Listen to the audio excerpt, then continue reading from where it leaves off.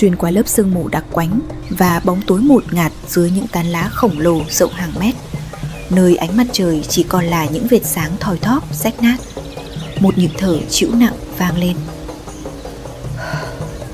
Đó tuyệt nhiên không phải tiếng gió rít gào lạnh lẽo qua khe đá, cũng chẳng phải âm thanh rì rào vô tri của đại ngàn.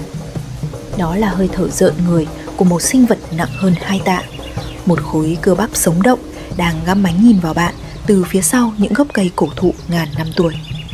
Chào mừng các bạn đã bước vào thế giới của Wildlife Channel. Ngày hôm nay chúng ta sẽ rũ bỏ những ảo tưởng về một thế giới tự nhiên bình yên. Chúng ta sẽ dấn thân vào lãnh địa chết chóc được suy tôn là trái tim của bóng tối, lưu vực Congo và những cánh rừng nguyên sinh tăm tối của Gabon.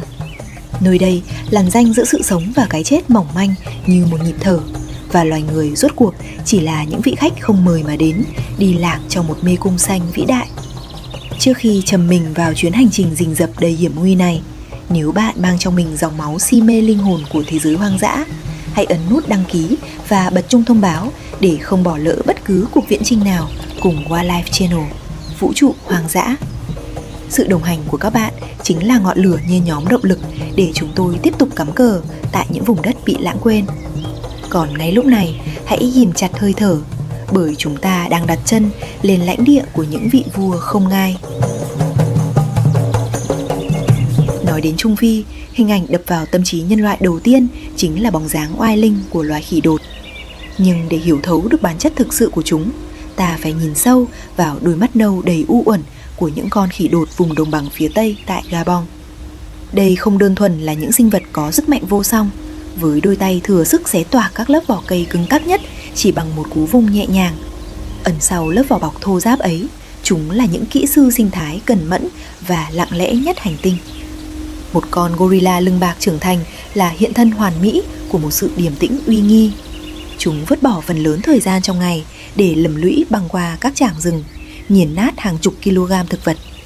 Trong màn trình diễn sinh tồn đó, bằng thân hình đồ sộ tựa vách núi, chúng vô tình cày xới và kiến tạo nên những hành lang ánh sáng. Những khoảng rách vĩ đại này mở đường cho thứ ánh nắng mặt trời xa xỉ chạm xuống tận tầng đất thấp, mớm sự sống cho những mầm non mới nhú, thứ mà nếu thiếu vắng gót chân của gorilla, chúng sẽ vĩnh viễn chết ngạt dưới nấm mồ tăm tối. Hệ tiêu hóa của gorilla nghiễm nhiên trở thành một cỗ máy gieo rắc sự sống vĩ đại.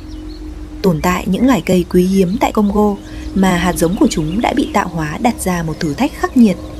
Chúng chỉ có thể phá vỡ vỏ bọc để nảy mầm sau khi trải qua màn gột rửa trong dạ dày của loài linh trưởng này. Bản án đã được tuyên rất rõ ràng. Nếu khỉ đột tuyệt diệt, khu rừng cũng sẽ bị tước đoạt hoàn toàn khả năng tự phục hồi. Lá phổi xanh của thế giới sẽ lụi tàn, chết mòn trong câm lặng vì thiếu đi bàn tay săn sóc. Thế nhưng, lùi về Cộng hòa Dân chủ Congo, những người anh em của chúng, khỉ đột vùng đồng bằng phía đông, lại đang oằn mình gánh chịu thảm kịch kinh hoàng giáng xuống từ lòng tham không đáy của con người. Có một sự thật tàn khốc đến mức buồn nôn, rằng chính chiếc điện thoại hay mặt kính máy tính lấp lánh bạn đang cầm trên tay rất có thể đang rỉ máu và nhuốm đầy mồ hôi của sinh linh khốn khổ này. Coltan, thứ khoáng sản ma quỷ thao túng cả ngành công nghiệp điện tử, đang bị những chiếc vòi bạch tuộc bòn rút tàn độc ngay giữa xương tủy của các vườn quốc gia. Tiếng rầm rú của máy nổ, những đám khói bụi mục tù và làn sóng người tị nạn cuồn cuộn đổ vào rừng sâu đã dồn ép gorilla đến bờ vực diệt vong. Chúng bị tàn sát dã man chỉ để vặt thịt, hay chết tức tưởi trong những cái bẫy oan nghiệt vốn được giăng ra để đoạt mạng linh dương. Khi một thân xác gorilla đổ gục, đó không đơn thuần là dấu chấm hết cho một sinh linh, mà là tiếng ngất gãy kinh hoàng của một nấc thang tiến hóa đã kiên cường tồn tại qua hàng triệu năm.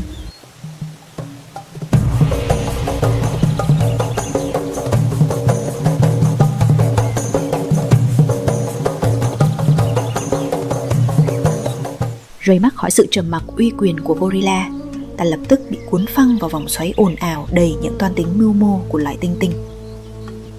Nếu gorilla mang cốt cách của những nhà hiền triết, thì tinh tinh lại là hiện thân của những chiến binh cuồng loạn khao khát quyền lực đến tột độ. Nắm giữ đến 99% mã gen tương đồng với con người, tinh tinh chính là tấm gương trần trụi nhất soi dọi không thương tiếc cả góc khuất gớm ghiếc lẫn ánh sáng tốt đẹp của nhân loại. Ta có thể quặn thắt cõi lòng khi chứng kiến một con tinh tinh mẹ ôm dịt lấy thi hài đứa con đã chết thối rữa suốt nhiều ngày trời, hay sững sờ trước bộ óc uyên bác khi chúng biết dùng lá cây chứa dược lý để tự chữa bệnh và giành lại mạng sống. Nhưng chớ vội mềm lòng, bởi sâu thẳm trong huyết quản loài vật này là bản năng của một sát thủ máu lạnh. Ẩn khuất trong những cánh rừng rậm rạp, tinh tinh thiết lập những chiến dịch đi săn tập thể với những toan tính lạnh lùng rợn tóc gáy. Tầm ngắm của bầy ác thú thường giáng xuống đầu loài khỉ Colobus thấp bé. Một đội quân tinh tinh sẽ chia vai trò một cách tuyệt đối: kẻ giăng bẫy lừa bóng, kẻ bọc lót bít đường lùi từ phía sau, và kẻ mang sứ mệnh kết liễu sẽ tung đòn đoạt mạng con mồi bằng sức mạnh hủy diệt của đôi tay. Trí thông minh xảo quyệt này còn song hành cùng một góc khuất đen tối nhất, những cuộc chiến tranh bộ tộc đẫm máu.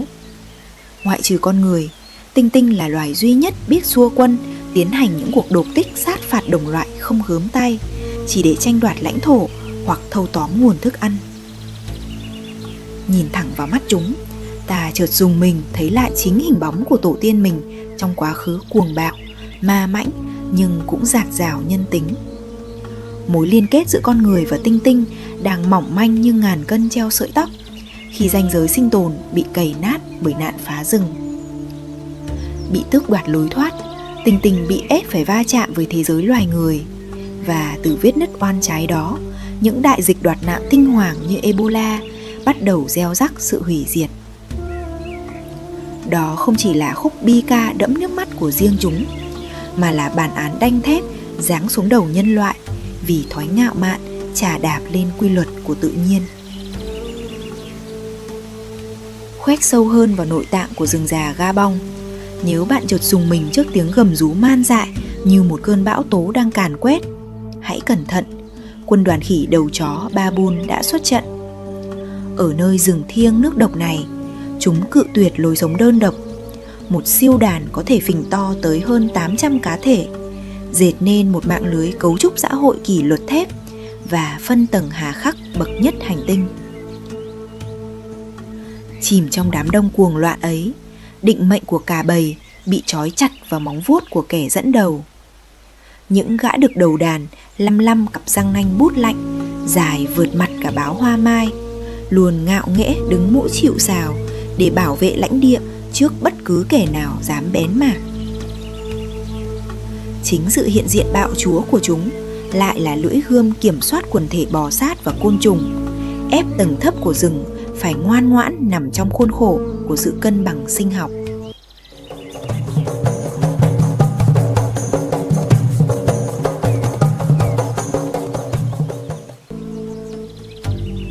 Nhưng ngai vàng rực rỡ nhất thu hút mọi ánh nhìn trong thế giới linh trưởng lại được khắc tên Mandarin, hay còn được gọi là khỉ mặt chó. Trưng ra một khuôn mặt ma mị, bùng nổ sắc xanh và đỏ rực rỡ, Mandarin hiện lên như một gã phù thủy ma quái, bước ra từ những trang thần thoại huyễn hoặc.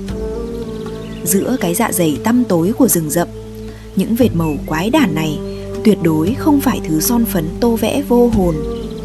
Đó là biểu tượng của quyền lực tuyệt đối. Xã được nào sở hữu màu sắc rực rỡ chói lóa nhất sẽ nghiễm nhiên và lấy vương trượng thống trị, thao túng quyền giao phối và dẫn dắt cả bầy lách qua những khe hẹp của tử thần. Khỉ Mandarin là những kẻ gác đền tận tụy giữ gìn trật tự cho tầng dưới của rừng. Thế nhưng bi tịch thay, chính vẻ đẹp siêu thực ma mị ấy lại biến chúng thành thứ hàng hóa béo bở, bị mang lên máy chém tại những khu chợ thịt thú rừng tanh tưởi. Người ta săn lùng chúng đến cùng kiệt, không chỉ để nhét đầy dạ dày mà còn mù quáng tin vào thứ sức mạnh tâm linh huyễn hoặc vương vất trên xác thịt loài vật này. Khi theo bút Mandarin bị xóa sổ, khu rừng bỗng câm bặt, u uất như một bức tranh bị xé toạc đi mảng màu rực rỡ nhất của sự sống. Và con trời nhắm nghiền mắt, nhường chỗ cho màn đêm đen kịch bao trùm lấy đại ngàn. Một thế giới linh trị rua khác dùng mình thức giấc. Đó là khoảnh khắc đôi mắt hổ phách quỷ dị của vượn mắt kính Galago, treo lênh sưng Bush Baby rực lên sắc lạnh giữa các tán cây. chỉ nhỏ bé bằng đúng một vốc tay, nhưng Galago là những gã du mục bay lượn siêu phàm của màn đêm. Chúng dư sức xé gió, bay xa cú nén cơ tích chỉ bằng một cổng như tô vệ giấy của chúng tinh quái đến độ bắt gọn tiếng sột soạt của một con côn trùng ở khoảng cách hàng chục mét, quẫu cho tiếng gió rừng đang qua hô rên rại. Galago lãnh ấn tiên phong, làm phu quét rác, tiêu diệt dịch hại giữa bóng đêm tĩnh mịch. Một thiên chức thầm lặng nhưng nắm giữ sinh mệnh của toàn bộ hệ thực vật Trung Phi. Mỗi thước phim về các loài linh trưởng ta vừa lật dở, từ gã khổng lồ gorilla trầm mặc đến bóng ma nhỏ thó Galago, tất thảy đều đang vắt kiệt mình để dệt nên một bức tranh tiến hóa bi tráng. Chúng không phải những bóng ma mượn cớ trú ngụ trong rừng. Bản thân chúng chính là linh hồn rực lửa rèn đúc nên khu rừng ấy. Nhưng bi kịch thay, trong cuộc chiến sinh tồn không khoan nhượng với loài người, những linh hồn vĩ đại này đang kiệt quệ đến hơi thở cuối cùng. Sự bành trướng độc ác của chúng ta đang nhẫn tâm đẩy chúng vào những góc tối khuất lấp nhất của đại ngàn, nơi mà tiếng giống tuyệt vọng của chúng chỉ còn là những âm thanh rơi vào thinh không vô vọng.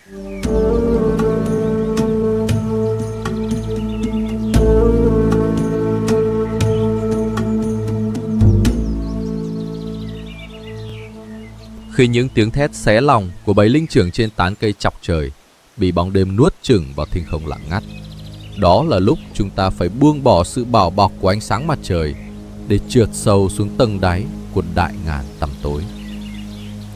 Tại địa ngục trần gian này, dưới vòm lá sum xuê đan cài thành một bức tường xanh khổng lồ che khuất mọi tầm nhìn, không khí bỗng trở nên quánh đặc, bức bối đến nghẹt thở. Nó sực lên thứ mùi ngai ngái của bùn đất ẩm ướt, mùi ngột ngạt của lá mục phân hủy, và quyện chặt với thứ mùi mồ hôi chua loét của những sinh vật đang rình rập trong bóng tối. Chào mừng bạn đã chui lọt vào đấu trường sinh tồn khắc nghiệt và vô tình nhất hành tinh. Nếu ở thảo nguyên châu Phi lộng gió, vạn vật ganh đua bằng tốc độ để gạt đi cái chết, thì ở mê cung Congo chật ních này, nơi tầm nhìn bị giới hạn chỉ trong vài sải tay, tốc độ chỉ là thứ trò đùa vô dụng.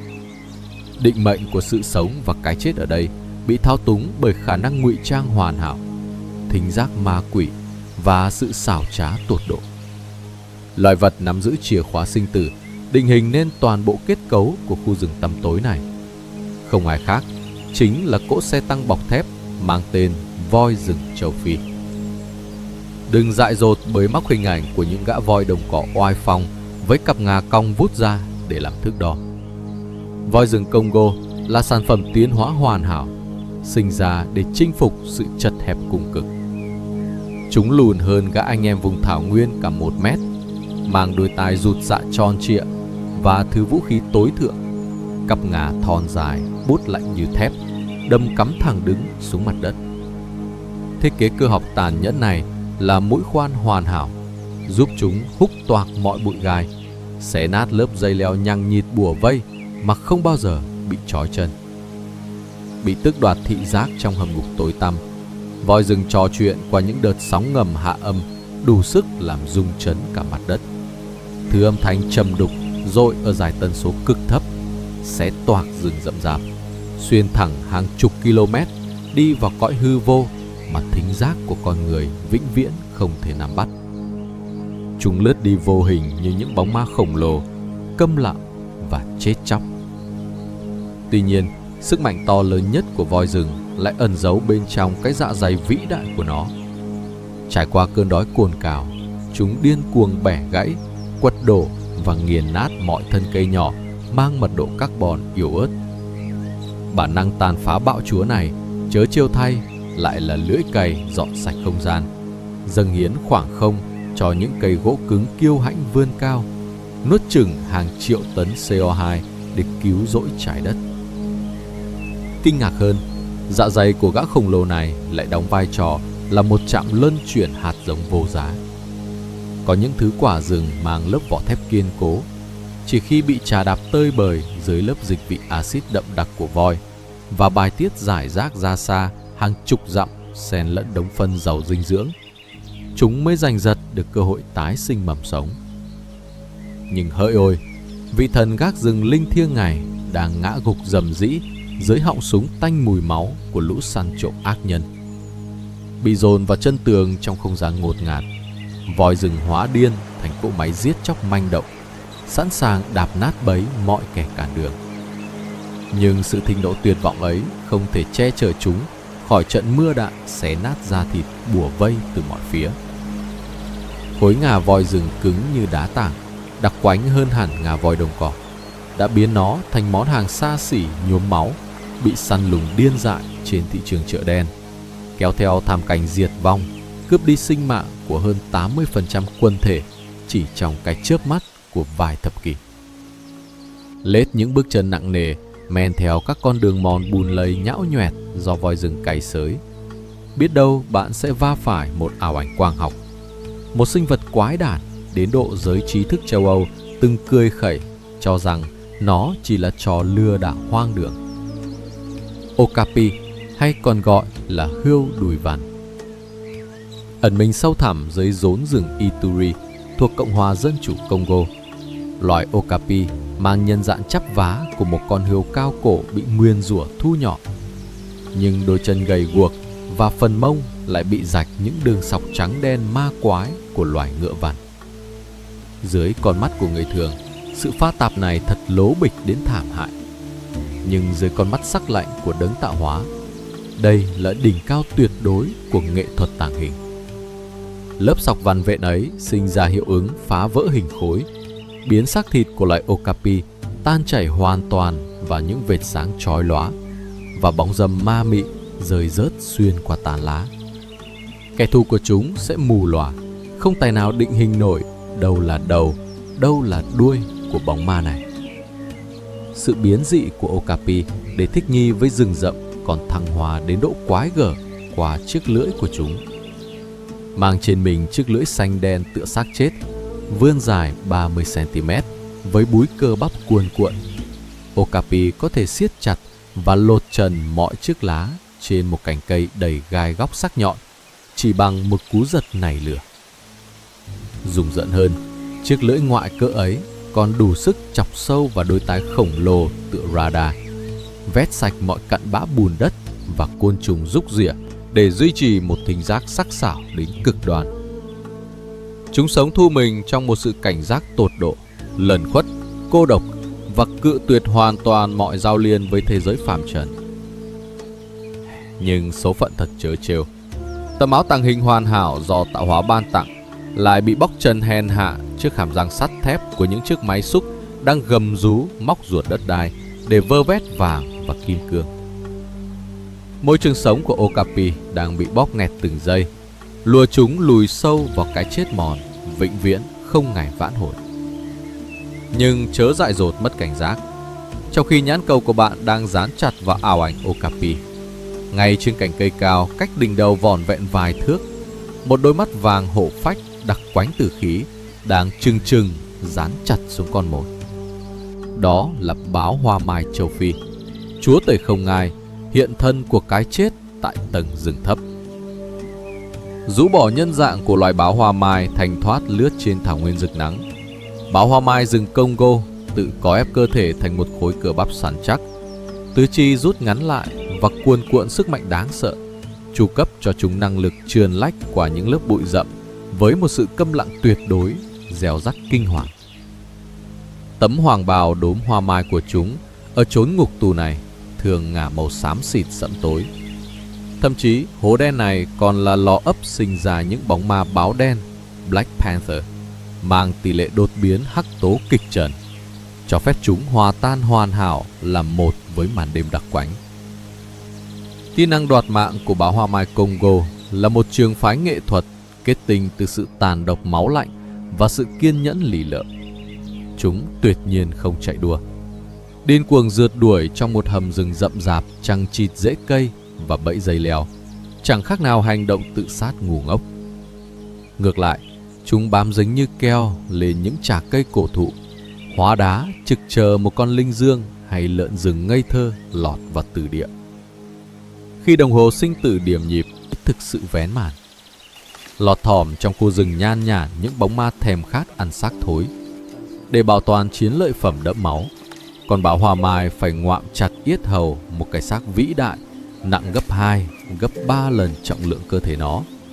Dùng dàn bóng vuốt sắc tựa dao mổ găm ngập vào thân cây dướm máu và kéo lê xác thịt leo ngược lên vách đứng ở độ cao hơn 10 mét. Đó là một màn phô trương cơ lực vô thực, thách thức mọi giới hạn của trí tưởng tượng.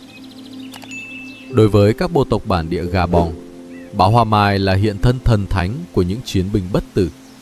Sự máu lạnh tàn nhẫn của nó chính là bản hùng ca về thứ quyền lực tối thượng tuyệt đối. Nhưng chốn ngục tù tăm tối này đâu chỉ dung túng một tay đao phủ. Nhỏ thó hơn nhưng lại cuộn trào sự bí ẩn rợn người là báo vàng châu Phi, African Golden Cat. Gã giang hồ ẩn giật này mang trên mình lớp da tắc kẻ hoa, có thể bóp méo từ sắc hạt rẻ rực cháy đến tông xám cho chết chóc xìn màu, tùy biến hoán đổi theo mọi ngóc ngách chúng nương náu. Báo vàng châu Phi là một kẻ săn mồi thoắt ẩn thoắt hiện dưới mặt đất. Chúng lướt êm du trên thảm lá khô mục nát, ra đòn chớp nhoáng đoạt hồn các giống khỉ nhỏ, chim và muôn loài gặm nhấm yếu ớt. Dẫu mang danh bạo chúa khát máu, chúng lại yêu bóng vía và sợ hãi tột độ trước hơi thở của con người. Trốn tránh đến mức bất cứ đoạn phim ghi lại hình bóng chúng giữa tự nhiên cũng được giới khoa học chắp tay cung kính như một báu vật vô giá. Dấu chân tồn tại của loài báo này chính là đòn bẩy sống còn kìm kẹp cơn đại dịch bành trướng của các giống loài ăn cỏ cỡ nhỏ, bảo vệ lớp thảm thực vật dưới mặt đất khỏi thảm cảnh bị vờ vét cạn kiệt đến trơ xương. Khi bạn liều mạng lê bước tiếp về phía những tràng bùn lầy ven sông nhầy nhụa, mặt đất dưới gót giày sẽ dội lên từng nhịp chấn động kinh hoàng. Đó không phải là binh đoàn voi diệt cỏ, mà là cuộc đổ bộ của những cỗ xe tăng bọc da cuồng bạo, trâu rừng Trung Phi. Vận trên mình lớp thiết giáp màu đỏ hung và cặp sừng nhỏ bé nhưng sắc lẹm vuốt gập ra phía sau. Một bản vẽ sinh học danh ma để lách qua rào cản mớ dây leo ngổn ngang. Trâu rừng là hiện thân sống động của sự thù hận và phẫn nộ. Bị giam cầm trong không gian ngục tù, chúng vứt bỏ lối sống tập đoàn hàng ngàn con như gã anh em Châu Khép, tự xẻ nhỏ thành những toán chiến binh cực kỳ manh động. Trâu rừng nuôi dưỡng một thứ tâm lý thủ dài rợn gai ốc. Khi dính thương tật hay bị kích động, thay vì cắm cổ bỏ chạy, chúng xảo quyệt đi vòng lại, chui tọt vào những bụi rậm rạp tàng hình và lì lợm chờ đợi kẻ thù nộp mạng để giáng đòn kết liễu húc tung lồng ngực.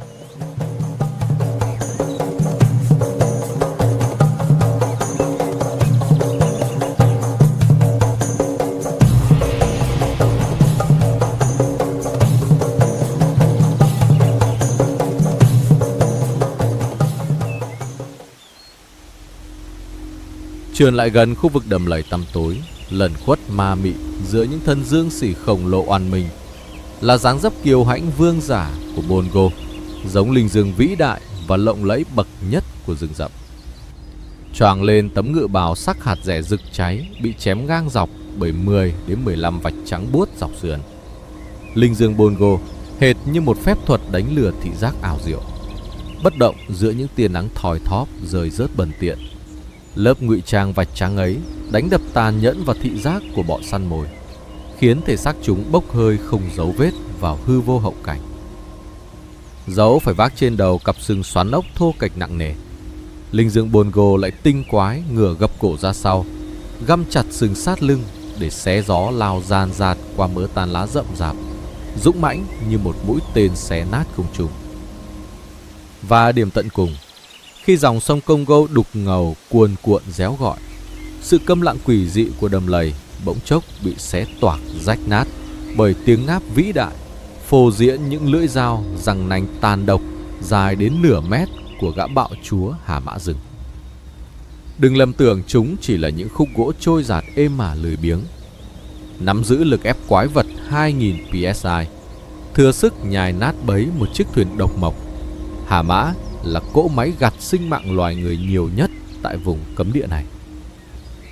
Nhưng lật mặt lại, dưới góc khuất sinh thái, Chúng là những công nhân đào kênh, dọn dẹp dòng chảy kiên cường nhất.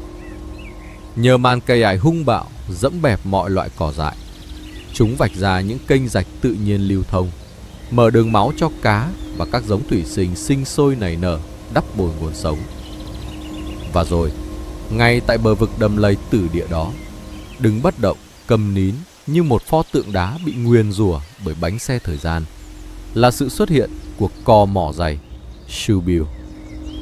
Vươn mình cao 1,5 mét, sở hữu đôi mắt chết chóc không hồn và một thứ vũ khí mỏ khổng lồ bọc thép gắn móc câu sắc lẹm ở chóp.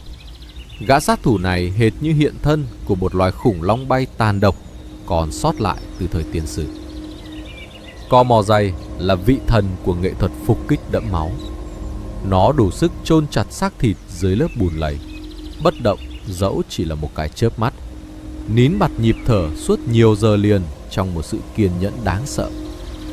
Chỉ cần một con cá phổi tội nghiệp hay một con cá sấu con ngu ngốc trồi lên mặt nước đánh tiếng, cò mỏ dày sẽ phóng thẳng toàn bộ trọng lượng thân xác ập xuống như chiếc cầu đầu đao, dùng sức nén bạo chúa của chiếc mỏ nghiền nát bét con mồi, tước đoạt cả cơ hội gào thét chăn chối cuối cùng.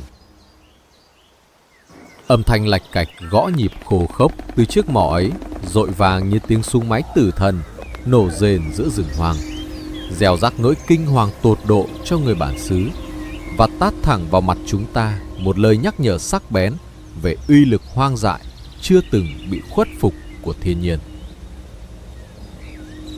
Rừng rậm Trung Phi là vậy, một đấu trường khép kín tàn độc đẫm máu, không có chỗ dung thân cho sự hèn nhát ủy mị.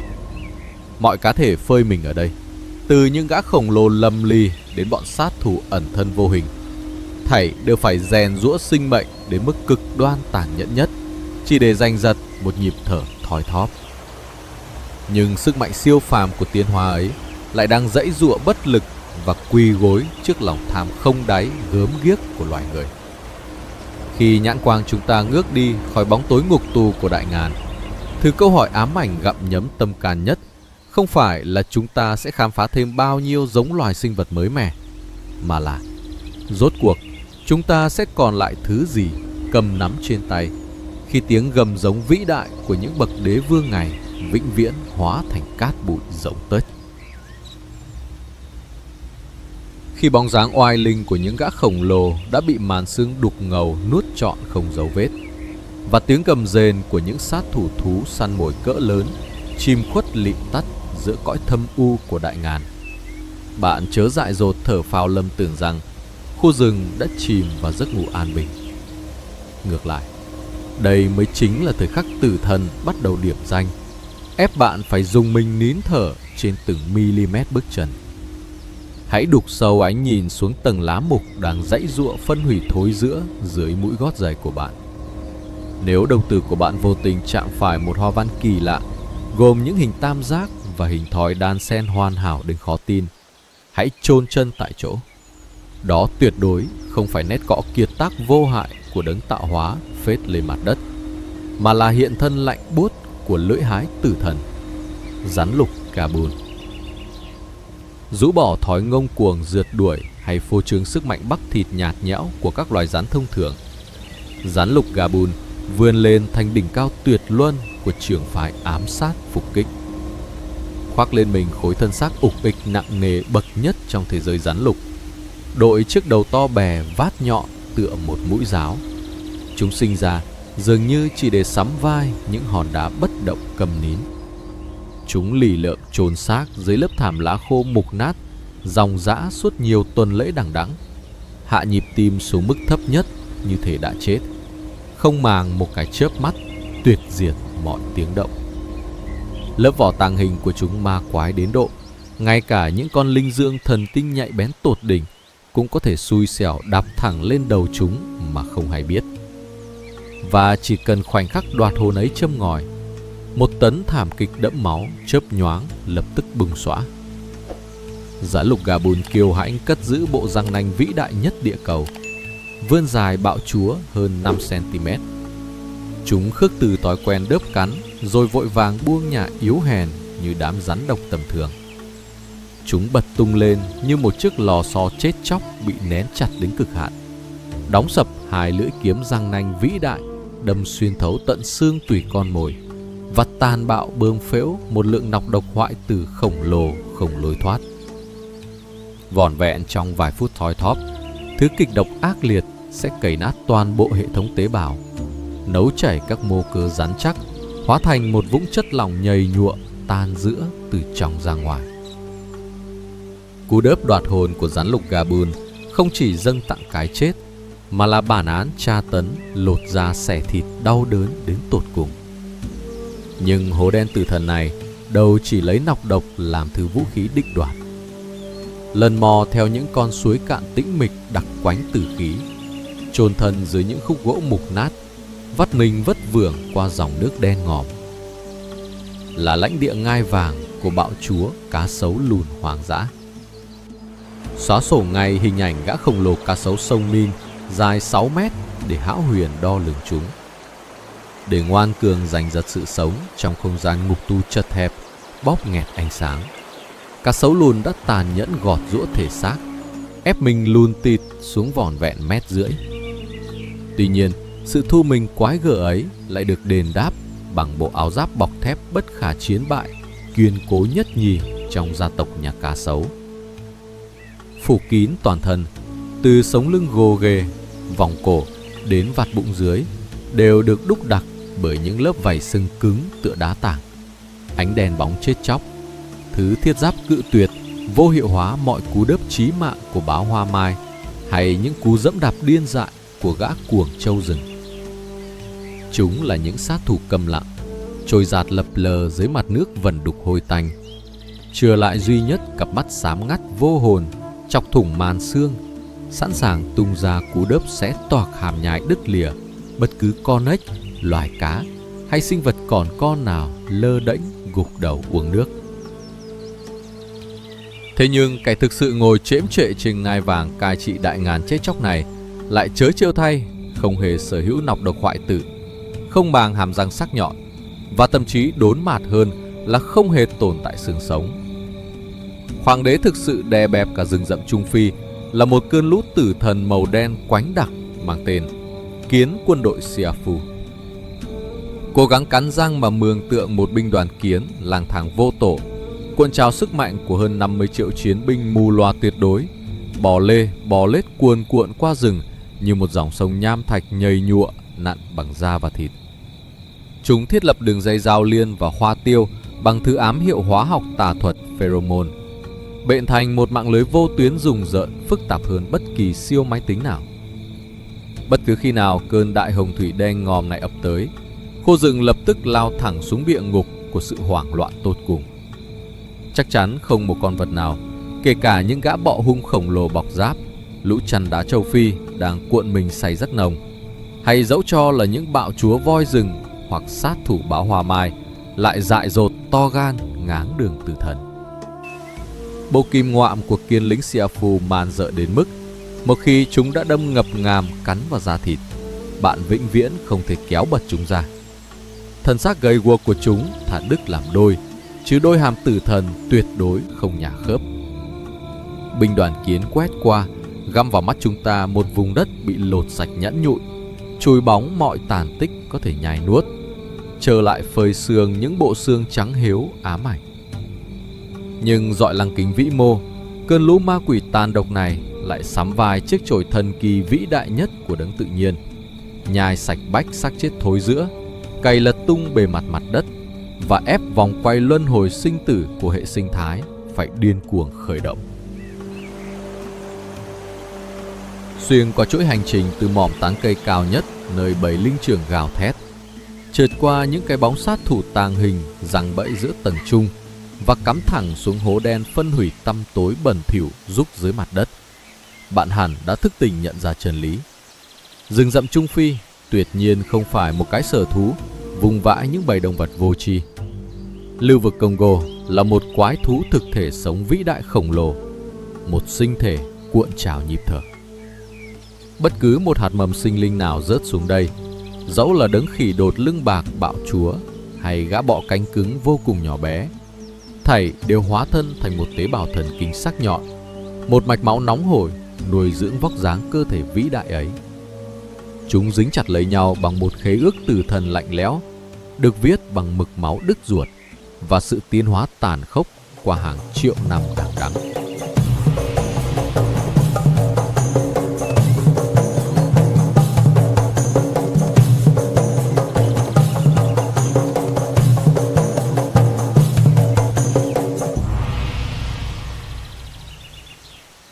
Và xin đừng lầm tưởng hố đen tăm tối này chỉ là một đấu trường khép kín nơi bầy dã thú cấu xé lẫn nhau. Giữa lưu vực Congo và thế giới loài người luôn tồn tại một sợi dây xích sinh tử không thể đứt gãy. Khu rừng này không chỉ cưu mang sinh mệnh dã thú, mà nó chính là một cỗ máy vĩ đại, oằn mình ngậm chặt hàng chục tỷ tấn carbon độc hại, thứ rác rưởi ô uế mà nền công nghiệp kiêu hãnh của nhân loại thải ra mỗi ngày. Nó hít vào sự chết chóc của chúng ta và thở ra những đám mây cuộn trào, vắt kiệt mình, tạo nên những cơn mưa tưới mát, cứu rỗi cả sự sống của một nửa lục địa châu Phi khô cằn.